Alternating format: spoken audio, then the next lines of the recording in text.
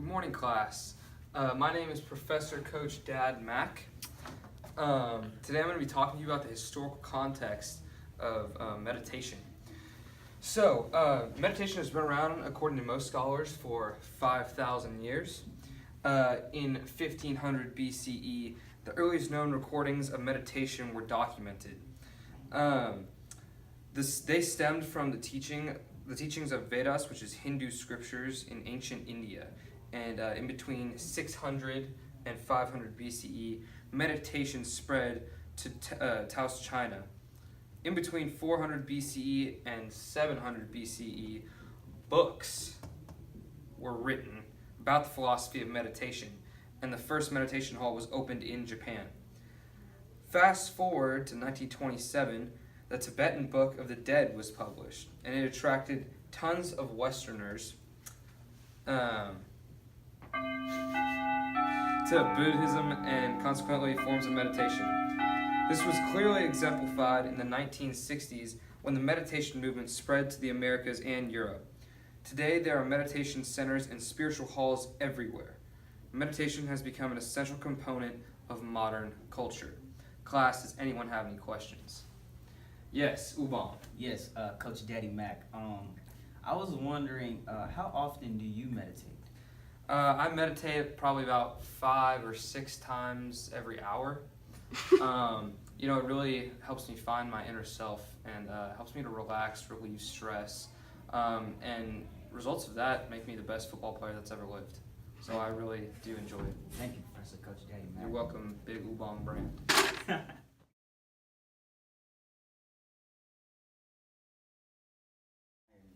Ready? Go. Hello, class. My name is Dr. Oops.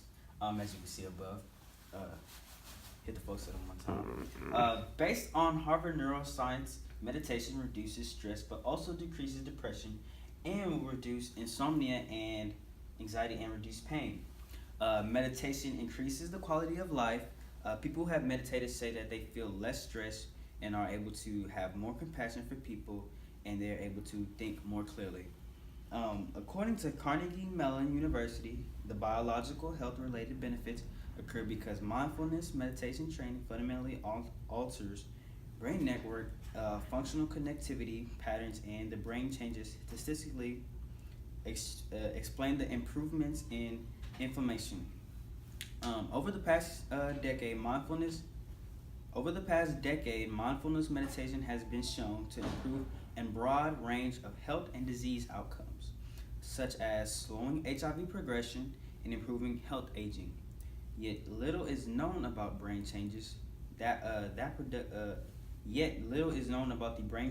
produce these beneficial health effects. All of these biological effects together show that overall meditation is a positive influence on any individual. Any questions, class? Yes, Dr. OOOBS Dab Daddy. How you doing, sir? I'm good. How are you? I was Fantastic. wondering, do you believe that meditation really makes you compassionate for others and increases the quality of your life? That is a very good question, Mr. McConaty. But yes, I do believe meditation produces a more compassionate characteristic of others, because I have found that to become personal and evident in my own life, as I'm compassionate to all, because I'm Dr. Oops and I'm the Dab Daddy. Okay. That'll be it for today, class. That's all. That was super cringy.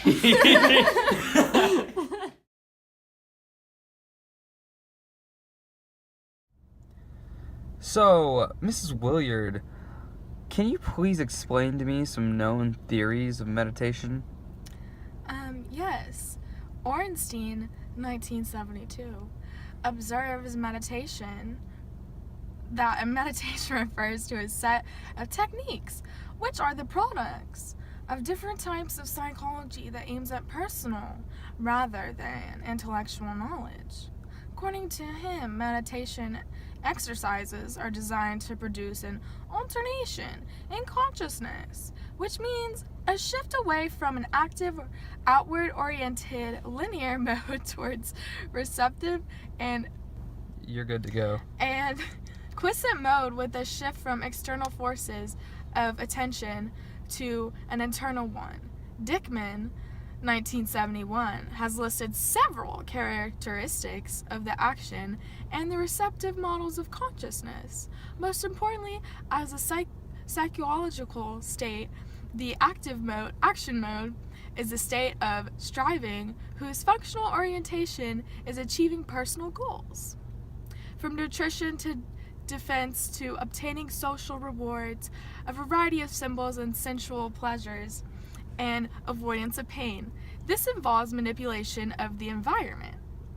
The psychological manifestations of action mode include focal attention, object-based logic, heightened boundary perception, dominance of formal over-sensory characteristics, and predominance of shapes and meanings. The time orientation of this mode is future. Thanks for that very elaborate and insightful answer. You get a C for effort. What?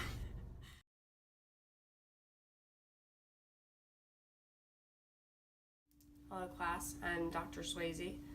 Today, during our meditation time, I'm going to share with you some positive and negative effects of meditation. Meditation-based therapy was as effective as antidepressants for those recovering from depression, according to recent reports from the Washington Post. It is a tool for spiritual exploration to create a state of bare awareness in the individual. This allows for a form of self-medication without the side effects of prescribed pills. It reduces the anxiety and increases positive emotions. However, some researchers believe that since we know so little about the inner workings of meditation, the potential for inner and psychological disturbance increases exponentially. Their argument is this: just because meditation works well for some people does not mean it will work positively for all. But as you can see behind me, we've got a whole group of people that it's working just fine for.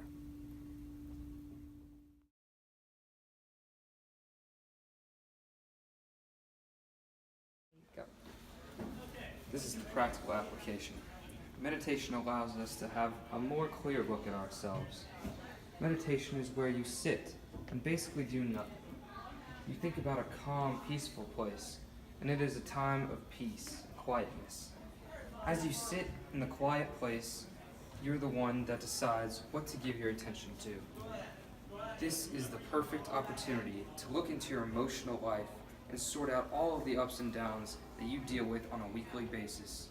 When you meditate, you are able to think more clearly, and this can help you be able to make better decisions. Meditation allows you to see the anger and let it pass through you. Om. Om.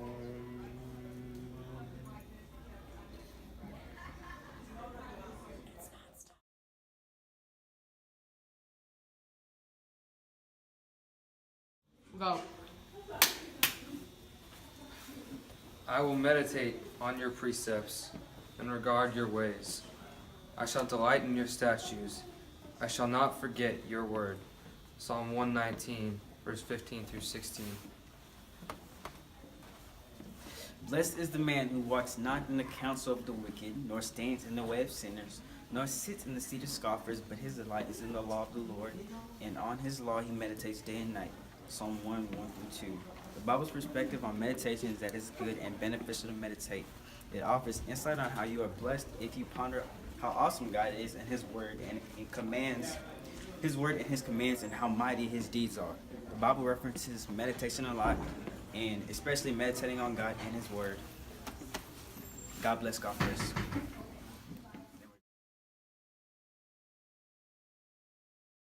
Think about it. I'm busy when I close my eyes. Yeah. Nice. Okay. There, Rashard, what do Yeah. you think about meditation? I like it. It's peaceful. And I'm sorry for Thank you. I'm sorry for messing up y'all video. Yeah, you should be super rude. Now I have to film again. 2, 3.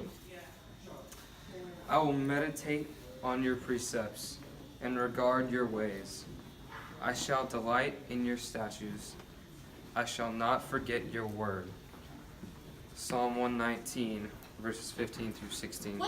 Madison. Oh,